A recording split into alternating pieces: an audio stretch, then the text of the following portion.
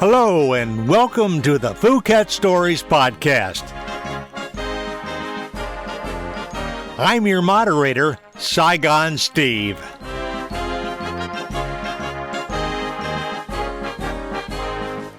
On this recorded podcast, we'll talk with service alumni who were stationed at Phuket Air Force Base in Vietnam and talk with them about their experiences. Today's podcast is pre-recorded, but you're invited to participate on future podcasts by emailing your contact information to PhuketStories@gmail.com. That's PhuketStories@gmail.com. So let's get started with today's Phuket guest.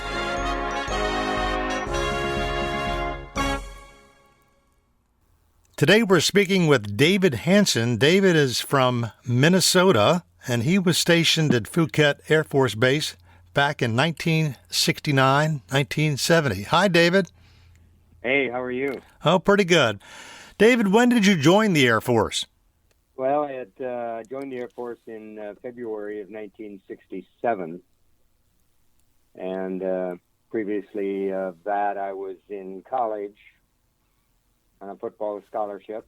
Lucky for that. And I wanted to be an art teacher. In my sophomore year, they said I was colorblind and I couldn't teach art. And so I didn't know what to do. I didn't have another strong favor for a major or anything. So I went back to work in my hometown in western Minnesota, and in October got my draft notice. And at the time, I didn't want to go to Vietnam, and I thought, well, I'll join the Air Force and won't have to do that. But they looked at me and said, "You're 6'3", 240 pounds. You'd make a hell of a cop." And I was kind of intrigued by that. That might be my new direction. Didn't know at the time. And after security police tech school, in those days it was Air Police Tech School, I went to Minot, North Dakota, Minot Air Force Base, and they put me on missile security. And I loved that. It's driving around on country roads, looking at 10 different missile security sites every day, and I grew up as a country boy driving on gravel roads, so that was right up my alley. And a year and a half later, really a good friend and my boss, a guy by the name of Tech Sergeant Gumuk, who was excited about his orders for Vietnam, and he told me about the ground radar systems that he was going to be in charge of testing, evaluating, and training. And he needed an E4, a buck sergeant, to go with him. And that ground radar intrigued me.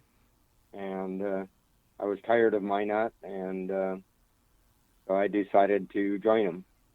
And after combat training down in San Antonio, was shipped to Seattle and bused down to an Army base, Fort Lewis.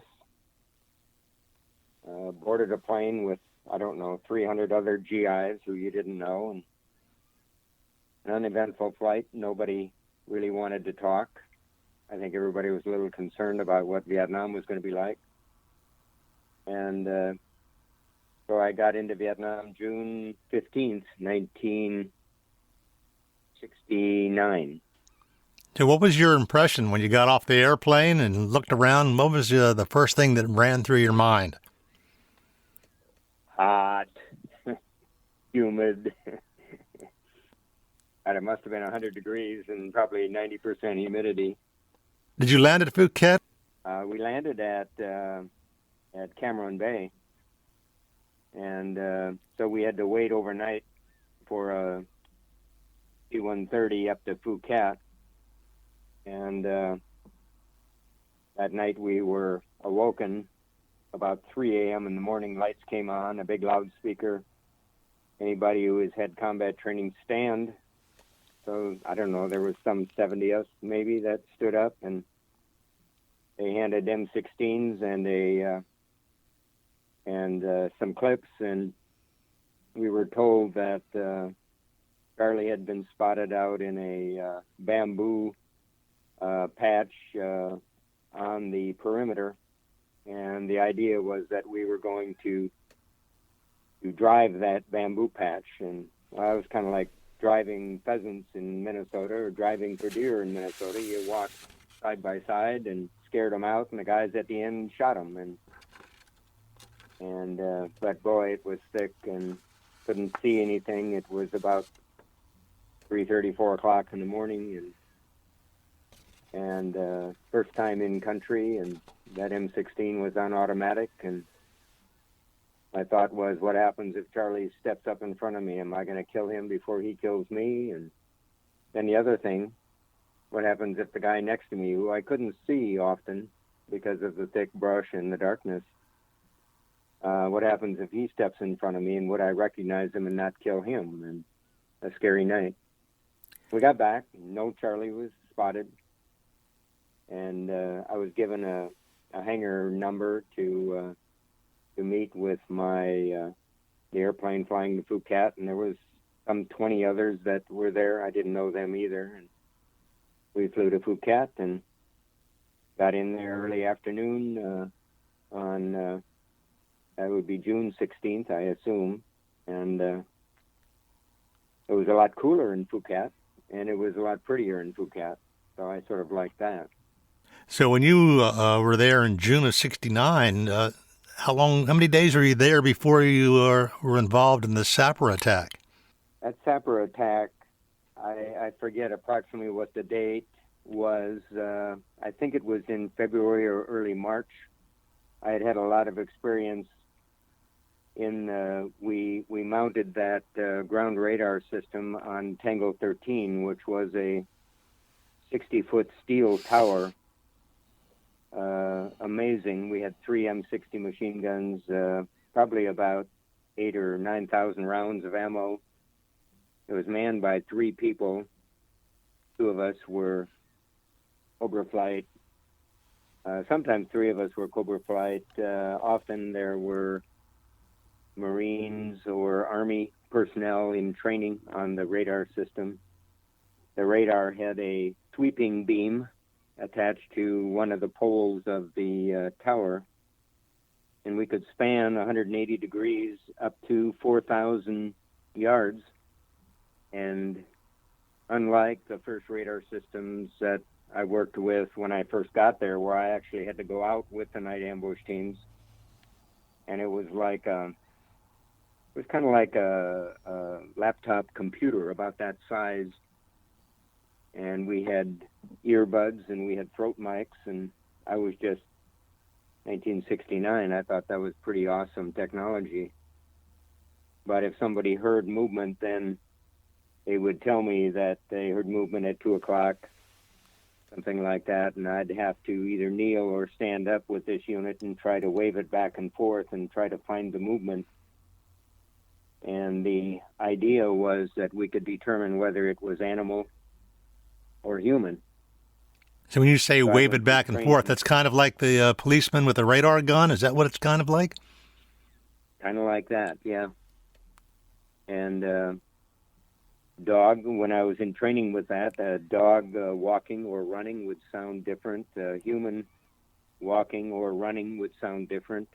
And but we experienced other sounds in the jungle. We had issues like maybe 5 or 6 warthogs. We had jungle cats. The idea was that prior to the radar, an ambush team would open up on movement and drop back 30, 40 yards, reset, wait for the movement to come again. Most of the time, probably 99% of the time, it didn't. And then they would do a sweep in the morning. Not the ambush team, but the morning crew would go out and do a sweep. And they'd often find 4 or 5 warthogs, or they found a water buffalo one time. And the idea of the radar was to get rid of that at needless shooting if we could figure out what it was. And we had times where 4 or 5 warthogs would actually when I'd tell the other guys that it sounded like fast dogs, and then what would show up would be 5 or 6 warthogs, and they'd actually walk right between us. And the same with the jungle cat. So you kind of understood what kind of movement listening to that movement was to whatever animal it was. And in the 3 months that I did that, we never opened up on human movement. So the radar served its purpose. But the problem with that radar was it only had maybe a usable distance of maybe 100 yards, or at the most maybe 200 yards, depending on how thick the jungle was. Did they have night vision goggles at those times? We had them, but we never used them. We relied totally on the radar unit electronically, and to look for something at a screen or a beep that alerted you that there was something out there, right? Yeah, you had hearing buds connected to the radar, and you'd actually be listening to the movement. And, of course, you had to find the movement first, so you had to kind of move it around a little bit till you heard a squawk, and then you'd listen to that squawk on how it moved. And the faster they moved, the higher the pitch tone. And so you could, with a lot of experience, you could understand the difference between animal versus human movement. How did you work with the weapon and electronic equipment at the same time? Well, I carried an M16, but it was pretty much laying beside me or shouldered. And because the unit required you to have 2 hands kind of holding it, and I never fired it once when I was actually in the bush with the ambush teams. And I had 5 other guys as well. Could you also hear audio with the equipment in addition to having a visual of a target out there? I'm sorry, you didn't have a visual. You just had audio. Just audio only. Okay, I thought it was a like Star Trek, where there was the tricoder, and they could look at the screen and see something on there. You're saying it's all audio, so you had to be basically like on land. The people that do in the old submarine movies, where they would listen from the sonar for enemy subs. You're doing the same thing on land. Is that correct? Yeah, very much so. Except you couldn't determine distance or speed or direction. And so that was a disadvantage, and that's why if one of the guys would say, I've got moving at 2 o'clock, and I'd try to stand on my knees so I wouldn't be so obvious. And if I was in taller grass, I'd actually have to stand and point toward 2 o'clock and go back and forth till I found the movement. Very difficult to determine if the movement was coming right toward us, except if it moved right, I could follow it right, or if it moved left, the same way, but you couldn't determine distance. Somewhere in October or November, they developed a new radar system that had a mobile beam that went back and forth like a regular airport radar unit, and it had a screen. And that was awesome because the distance was much larger, greater distance, and we could actually pick up trucks moving on Highway 1, and that was probably 4 miles away, something like that, but it was rather large, and you could actually follow them if you wanted to do it. But with that screen, it gave you coordinates and distance, and so if you, and we still followed the ambush teams out because they always left from Tango 13 and came back there. And so I followed them out at night, and generally they would go out about 9 o'clock roughly, and I'd follow the 6 guys, and you could actually see 6 bleeps. You could actually listen to them walk because you could hone in on each individual person if you wanted to and listen to them walk. But what I tried to do is scan around them within maybe 100 yards on each side to determine if there was any other movement. So we were still in radio contact. then I would get their position when they set up. And then I would scan maybe about 100 degrees going back and forth for any movement around them or any movement in any other areas. And often the leader would call and say, I got movement at 4 o'clock, any ideas? And so I would tell them, it looks like you got 5 or 6 warthogs, so they wouldn't open up on that movement either. There was one time when the guy that I often work with was Robert Hare, Bobby Hare, we called him. And he would normally call, let us know they were coming in. And when they would get in, they'd take the back end of their knife and just one bang on the steel tower, one of the poles, so that we knew they were in. And one night I'm following other things and didn't really pay attention to them, didn't get a phone call or didn't get a radio alert. And all of a sudden we heard a bang on the tower. So I asked one of the guys to check to see if that was Hare. And it was. So I've got 6 human movement in a pattern following a similar path to what the normal ambush team would come in. And so I called that into Cobra Flight Control, and they ordered a mortar hit on the coordinates and the distance. And the mortar crew, which was, I think DC was the name of it, and it was about 50 yards maybe to the south of us. And they wouldn't fire because that coordinates would cause a mortar to go over our tower. And so that captain, and I think his last name was Norton, called me on the land phone in Tango 13 and said that the mortar pit wouldn't fire and they needed to get a Cobra gunship up. And he was going to put me in immediate contact with the pilot, and I needed to convey coordinates and distance as good as we could to give him that information. And here, 5 minutes later, come this Cobra gunship swear 3 feet over the tower. And he was out there. I kept feeding him the coordinates, and he laid out a whole bunch of rockets, and I couldn't even listen to the rockets going into the area because they were moving so fast. The sound was like a screaming. And after that, there was no movement. And assuming that everything was dead and gone, they did sweep the area, and they found blood and drag marks. And so there must have been some of them still alive, and they were dragged out to, they couldn't follow it anymore. So I'm sure some of them got away. But we often found goofy things like that.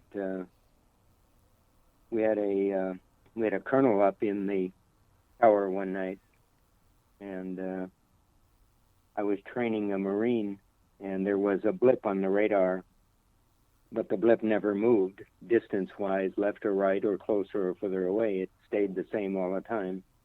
There was a pretty heavy wind that night, and the colonel wanted to know what that blip was, and the Marine said, nothing but a fucking tree, sir.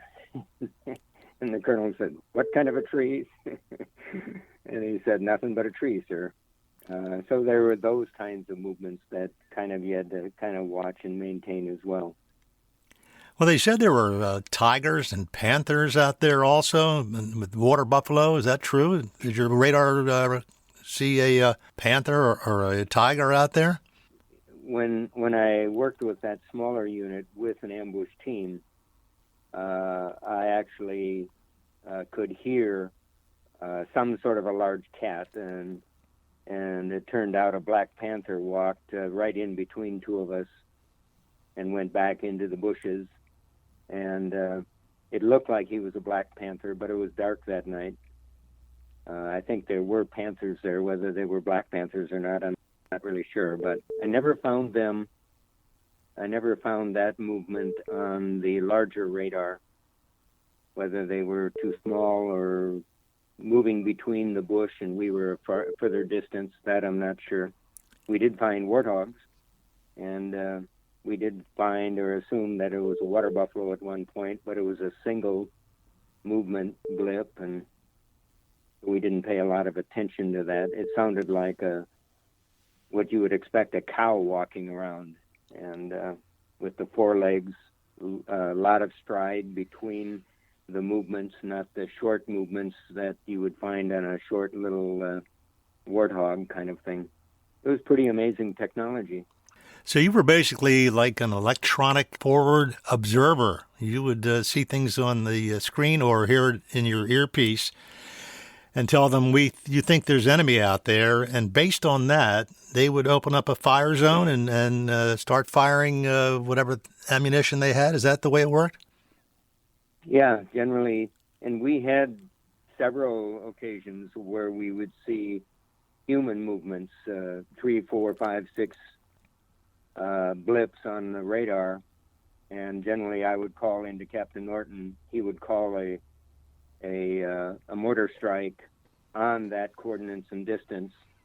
And again, we could actually hear the mortar shells coming into that area. If I was zoned into that specific area, I could actually hear the screaming mortar shells hit. And amazing, absolutely amazing technology. Was this pretty rare, or this happened a lot while you were there? The sappers and on the perimeter. I didn't keep track of the enemies that the numbers that we were tracking. I would say that happened a couple of times a month. But the advantage of the radar was that we would often see that movement, maybe 500 to 1,000 yards out. And generally what we'd do is call in the mortar strikes, and the morning crew would sweep the area for dead bodies and or guns or ammo or whatever. I think Charlie got smart on the whole thing, because there would be times where we would catch someone running for just a matter of 2 seconds, and then they would stop, and then we didn't find them again. With that sweep arm, we could actually narrow down the range, so we could move it back and forth very fast in about a 10-meter area if we suspected something, but often not. How close to the base did they actually come? To the actual perimeter with the barbed wire and all of that? We had one instance. Again, Tango 13 was on the very far north end of the runway. It'd be on the northwest, probably the northwest corner, if I've got my directions right. The zone in front of us was a free fire zone. So we would often call in to headquarters and get approval to just go ahead and recon. And we would recon sometimes 2 or 3 times a week, sometimes once a week. And so we'd recon into the jungle just for general purposes, just to keep everything kind of honest and understand if we had a good 60 or a bad 60, as we always tried to get the same numbers of the M60 machine guns, so that we knew we had at least 1 or 2 good operating ones, and we kept that same, or those 2 same 60s every night. We had an Army guy up there one night as a trainee. We weren't seeing any movement, and we had a canine unit that operated between the mortar pit and Tango 13. And one night, probably 4 o'clock in the morning, the dog alerted. And I went to the front of the tower. That tower had 1/2-inch steel plate on the outside. The flooring had 6-inch sandbags and steel plate on the inside. So it was a pretty well fortified tower. And when when I got to the front, I saw a zapper get caught up in the concertina wire, and when he pulled around, he set off a trip flare. So the M60s were always loaded, so I started firing, but then I got return fire up against the tower, and it'd be ricocheting off the steel. And we had never seen anything that close.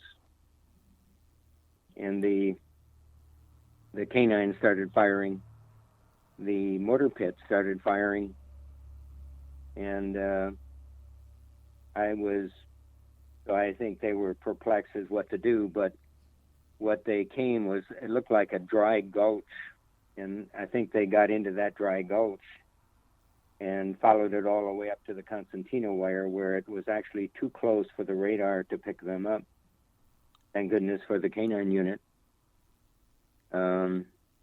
Had a situation that night of where you're supposed to fire in short bursts and let the barrel cool off, but in a hot situation, I didn't do that. I just kept firing. I had a shell that misfired, and you're supposed to let it cook off, but I didn't think that we were in a situation where I could allow that to happen. So I took my flashlight, I opened the breech, and held my hand over the flashlight so it wouldn't light anything but inside the chamber. And there the shell was. It looked like it had fired, but it didn't go off. So I took my knife and I was trying to pry it out, and then it went off. It shattered my flashlight. It burned my face. The flashlight actually protected my eyeballs, and I didn't even know my face was burnt until I got to the armory, and the guy was laughing at me. "What'd you do to your face? It's all black." But getting that shell out of there, I ran my finger in the chamber, and it was out. I was hoping the actual projectile made it out the end of the barrel. So I reloaded and continued firing. We went through somewhere around 4,000 rounds of ammo that night. We had 2 or 3 inches of brass in the tower, and so it was quite a night. And that canine unit was, I mean, they could have easily gotten up. Nobody would have seen them if it wouldn't have been for that canine unit. They could have set off charges on the tower and exploded the thing, and the whole thing would have come down. I don't know what they were doing. They could have got into the bomb dump. They could have set that on fire and exploded, and we would have melted at that point. We were that close to the bomb dump. So there's a lot of good things that happened. It sounds like you were one of the special troops there that actually got into combat, where you're actually firing your weapon in our area. For us to get a weapon, we'd have to go to the armory, and they'd take it out of the chains and give it to you, and off you would go. But you were out there just like in the movies, right? Well, I don't know if I'd call it the movies. Well, like, you were, people say, people in the Air Force, well, you really weren't out in the jungle, like you see in the movie Platoon or something like that. But even though you were on an Air Force base, you did come into contact with the enemy. Oh, yeah. And the scariest thing I had ever encountered when I got off the plane in Phuket, the lieutenant asked me, he said, your Cobra flight, night flight, he said, you qualified with an M60, and I told him I was. I should have learned by then that you don't agree to anything. But he said they had a door gunner that was sick, and they had a chopper that was going out with some medical supplies to an Army base camp just to drop off and come back. And it was early afternoon, and the pilot said, "You're not going to see anything, don't worry about it." He strapped me in.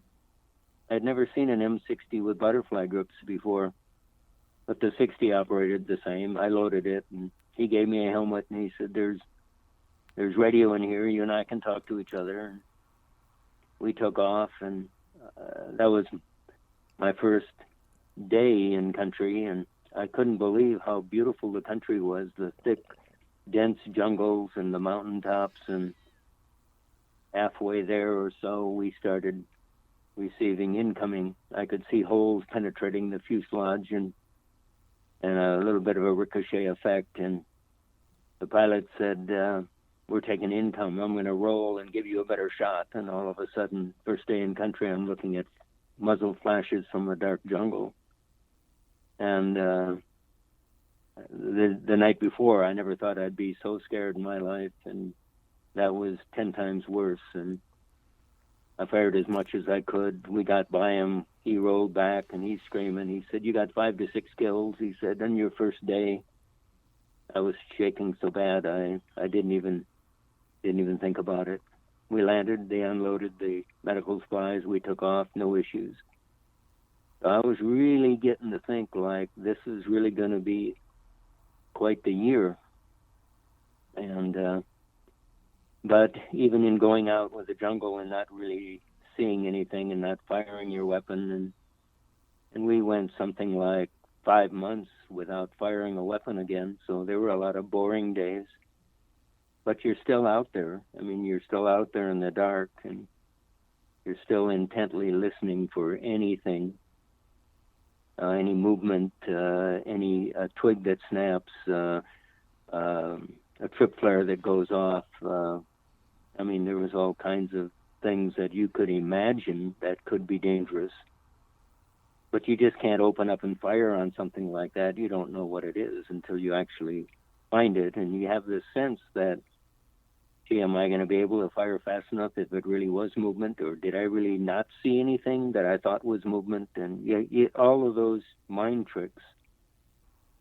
So it even during the dead times or the lull times, you had to stay on alert at all times. You know, you never felt really safe.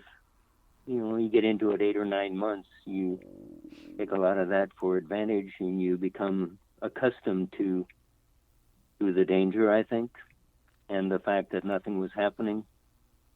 And then you have something like that zapper attack right at 30 feet from the tower.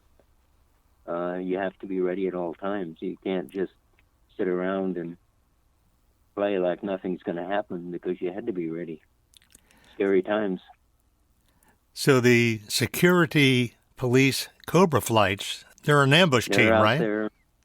Well,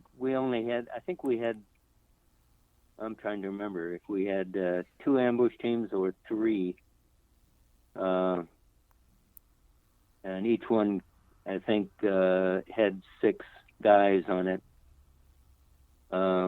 The other team, we heard a bunch of firing one night.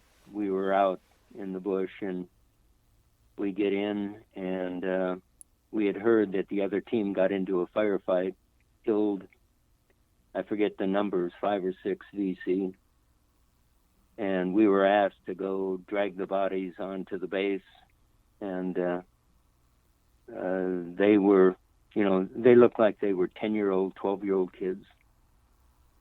And one of the people that was there, I don't remember if it was the captain on the Cobra flight or not, but he said, "They're not kids." He said, look at them. They were in shorts like diapers, and they got their arms and legs tied, as I remember it. And they weren't kids. They were coming in to pilfer in the base and steal and do whatever. But the people that had that firefight, they were absolutely torn up, because the kids, they looked like I say, 12-year-old kids. And those were tough days too. So these are things that you still think about today, or did you leave it back in Vietnam? No, I don't think you can leave it back there. I did, everybody, we had issues that I didn't really know what they were. In our first house, I would do stupid things like buy a couple of axe handles, and I'd put them behind 3 of the doors in our house in case somebody got into the house. I could have something to beat them with. I still have one under my bed even today. And then I would double check window locks and double check and triple check doors and the garage door, and didn't really know why. We were at the state fair one time, and there happened to be a Vietnam Veterans Association booth. They had a great big map there. Never really told my wife about anything, but I showed her where Phuket and Quy Nhon were. The guy walks up and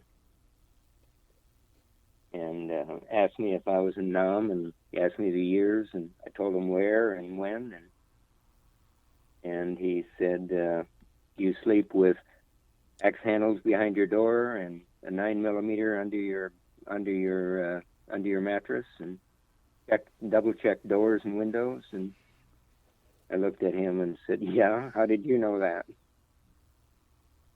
And he said, "That's PTSD." And I had not even heard of that term up until then. I accepted that it was PTSD and not an issue, and went by 30 years.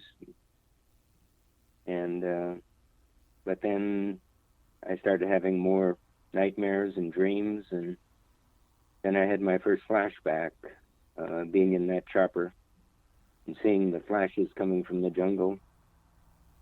And then that brought on more flashbacks, and that started with 2 feeble suicide attempts. One was in a hotel in Reno, Nevada, and I saw someone run across the back of the room. I turned the light on, and I went in the bathroom. I looked everywhere I could, didn't have a weapon. There was nothing there. And that was the second one I had, and that was scary. And I opened the window, and I was going to jump from the 4th floor, and the window would only open about 12 inches. But in April, 2014, I saw 2 zappers run across the floor at our house at midnight. I heard movement, and I chased them down, and I'm running around looking everywhere in the house, and I couldn't find them. I went in the garage, looked under the cars, went in the basement, looked in all of the rooms in the basement. And I came up, and that was about as close as I ever to suicide.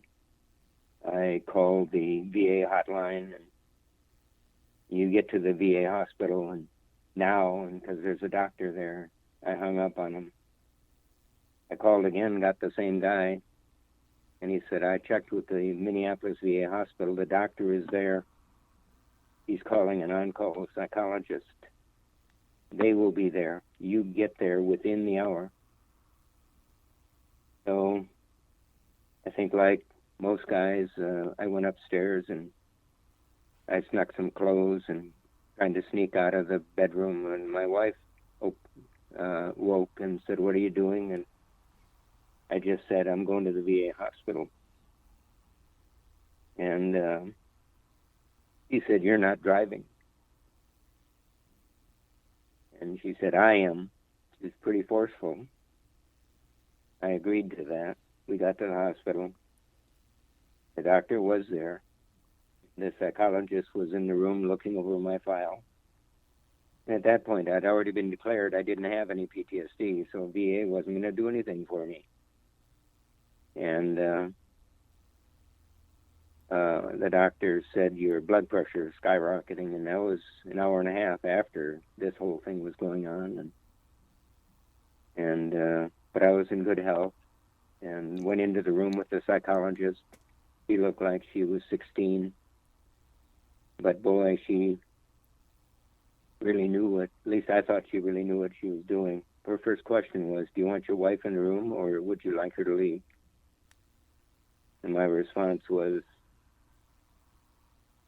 "Maybe it's time she here."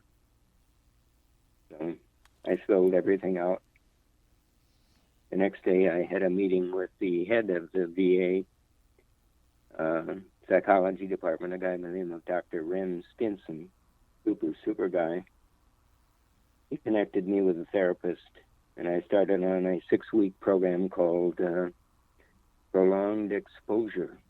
Boy, that was really hard. But each week I saw progress. I thought I was done. And the therapist said, no, you're not. You told me you couldn't walk in your woods at night. So that's your next assignment for the next 6 nights, is you walk in your woods and you just stand there. First night I couldn't do it. Second night it took me 15 minutes to walk into the woods. But I did. And after, 30 minutes or so, my anxiety levels started dropping a little bit. We were taught how to measure that in percentages. And it did come down, and just like the other 5 weeks.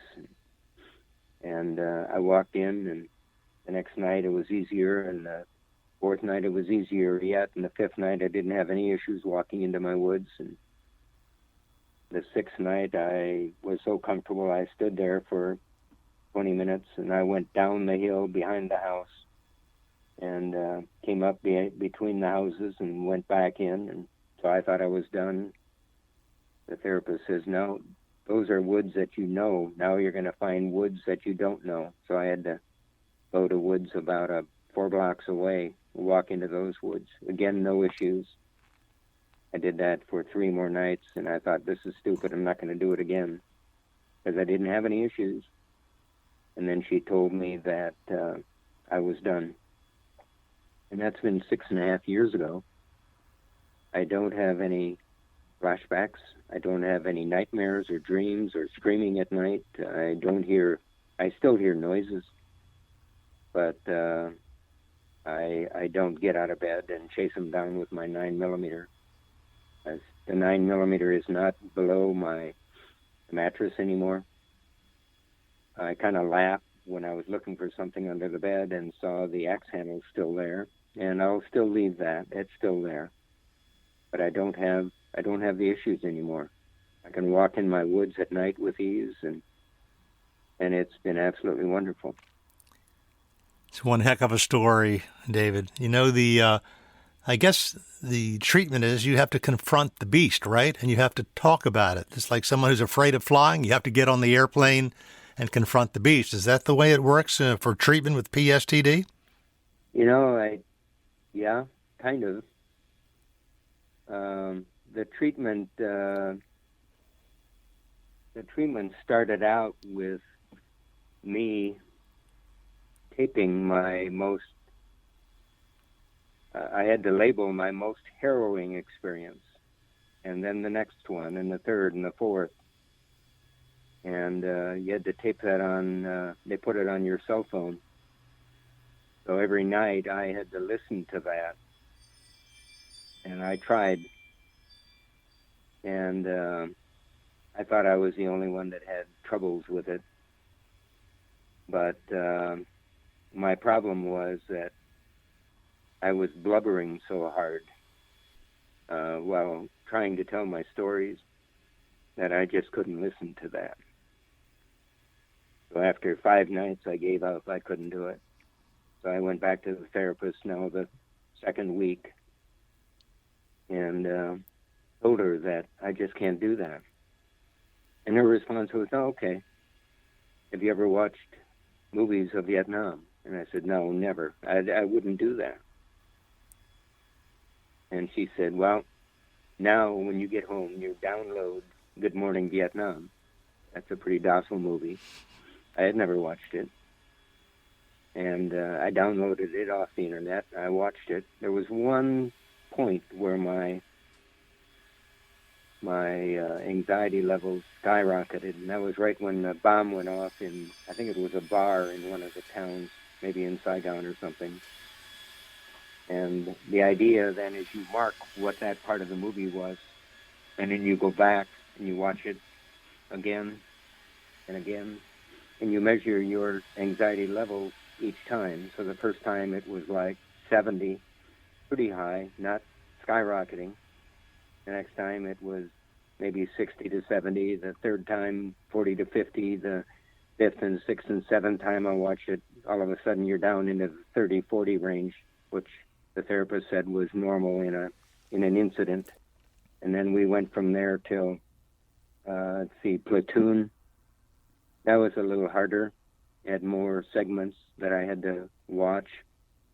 But the same thing happened, and I thought, geez, I'm really getting success here. I really enjoyed that. And the third movie was Apocalypse Now. And part of that movie is when they're on a helicopter and the door gunners are firing on VC on the beach, and the shells were hitting the steel floor. And that took me many times to review again and again before my anxiety levels started coming down. But they did. And so I was getting success. And then the 2 weeks of going into the woods at night, and I had such success with that. The VA called and said, we'd like you to come in and do an evaluation of the program. And there will be other GIs there as well. And there were 6 of us. The first 3 were Iraq and Afghani vets. And they were younger with families. One guy said, I haven't found a job yet. I got to keep looking at jobs. I don't have the time to come in here to the VA and do this thing for 6 weeks. The other guy said, I got a job. I can't take time off my job. The other one simply wouldn't do it. There was a Vietnam vet, and his response was, I just couldn't listen to myself blubbering on that tape. And the therapist said, well, that's what you're going to have to do. And he said, I just quit. I just wasn't going to do it. And then he looked at me after I told my story, and he said, now, why didn't my therapist say that I could look at movies and do the same thing that you did? And I said, I don't know. I went to the head of the psychology department, and I asked him, why don't most of the therapists deal with this? If a veteran is having time or trouble going through his own tapes. And he said, the therapist that I assigned to you is out-of-the-box thinker, and she's really good. And he said, I'd like to get more therapists looking at that. So I talk about that a lot, because anybody that's got PTSD issues, and if they're stuck in that rut, they've got to be their own advocate, and they got to put their foot down and say, look, I need other directions. And this Vietnam movie was awesome. So the first step is contacting the VA, getting a case file, and having them assign you to come in and talk to a therapist. Is that the way it works? Yeah. Except when I claimed I had PTSD, I came into the VA hospital, and I went through about a 30 or 40 minute computer questionnaire. And I had to wait for a psychologist to review that. And then I was called into his office, and he interviewed me and then said, well, you don't have PTSD, so you can leave.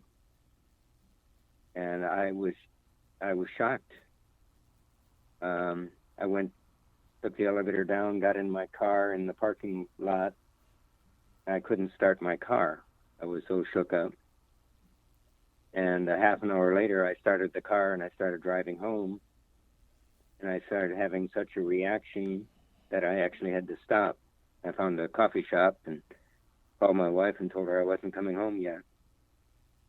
And I don't know if the VA is automatically declining you for fear that they would have to do something, but it's really sad that it takes a suicide or multiple suicide attempts for the VA to admit this is going on. We had a situation a couple of years ago here in Minneapolis where a guy sat out in his car with a 9mm and blew his head because he apparently didn't have PTSD. And that's really a sad situation if we misdiagnose things like that. I understand the VA saying, well, these guys are just doing that to try to get money or help or drugs or I don't know what all. But boy, it's a tough situation if you don't make that analysis correct and somebody does go off and commit suicide. That's pretty damning. David Hanson, do you think that you're cured, or you just have to fight this every single day? Well, that's an interesting question. I am cured, but there isn't a day that goes by that I don't think about Vietnam. There isn't a day that goes by when I'm walking. If I'm going out, I'm careful about looking at the woods, but I'm not afraid of it anymore.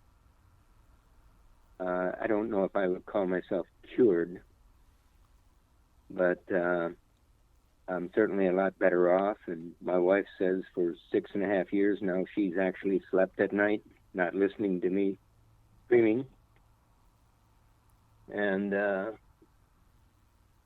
I put a lot of thought in to the fact that not everybody that was in Vietnam ever left Vietnam. I think there's some truth to that. I think the saying is, let's see, not everyone who lost his life in Vietnam died there, and not everyone that came home ever left there. And I think that's a true statement, no matter what your job was. I think people have a